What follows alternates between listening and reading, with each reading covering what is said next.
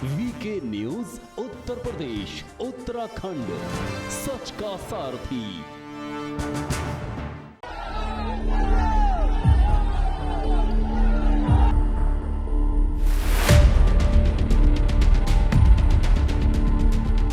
और उसके तहत उस हिस्से को मस्जिद बना दिया गया। बाकी मंदिर इसी तरह रहा, जो पवित्र था वो बरकरार रहा, जो अपवित्र था वो बाकी रखा गया और मूर्तियां इधर से उधर रखी गई। नमस्कार, स्वागत है आप सभी का वीके न्यूज पर। मैं हूं आपके साथ चेतन पाठक। बाबरी मस्जिद के नीचे कई देवी देवताओं की मूर्तियां दबी हुई मिली। सुप्रीम कोर्ट के आदेश के बाद वहां आज भव्य राम मंदिर बन रहा है।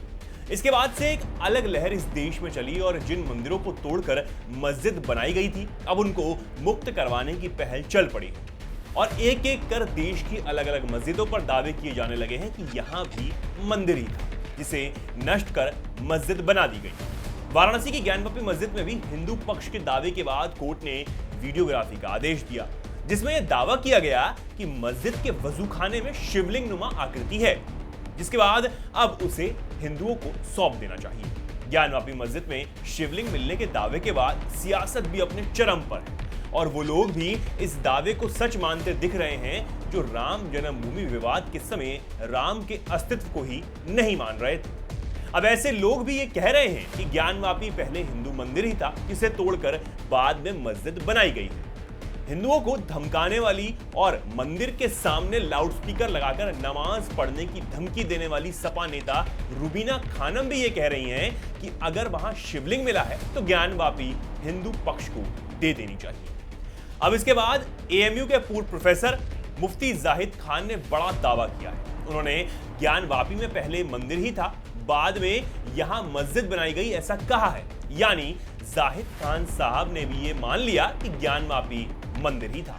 पट्टाभी सीतारमैया जो कांग्रेस का उन्होंने इलेक्शन लड़ रहा था और सुभाष चंद्र बोस से हार गए थे, उसमें महात्मा गांधी ने ये कहा कि तुम्हारी हार मेरी हार है, इतनी ज्यादा उनकी अहमियत थी।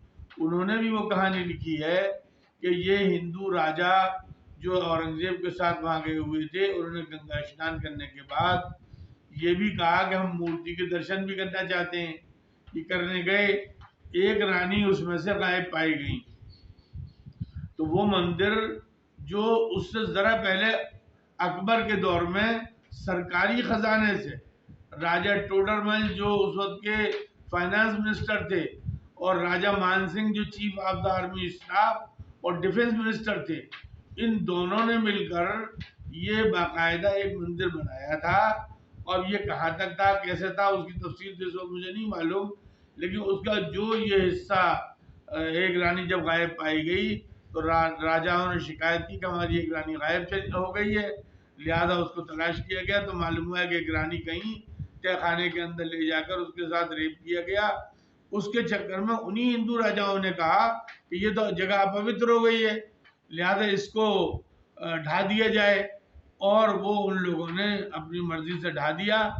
और फिर उसके बाद उन्हीं लोगों ने दस्तखत करके और उनको एक फरमान लिखा, जिसका फरमान आर्काइव में सुनाया मौजूद है, और औरंगजेब ने उसको फिर बड़ी मुश्किल से माना और उसके तहत उस हिस्से को मस्जिद बना दिया गया। बाकी मंदिर इसी तरह रहा, जो पवित्र था वो बरकरार रहा, जो अपवित्र था वो बाकी रखा गया और मूर्तियां इधर से उधर रखी गई। अब इन सब बयानों के बाद ये समझ आता है कि ओवैसी चाहे चिल्ला चिल्ला के कितना भी कह लें और मुसलमानों को बरगलाने का काम करें, लेकिन जो समझते हैं और अदालत के फैसले को मानने के लिए आगे रहते हैं, वो ये जानते हैं कि किसकी क्या सोच है। क्योंकि ओवैसी साहब ने तो आज तक नहीं माना कि बाबरी मस्जिद राम मंदिर को तोड़कर ही बनाई गई थी। इस खबर में इतना ही। ऐसी ही तमाम खबरों को जानने के लिए देखते रहें वीके न्यूज।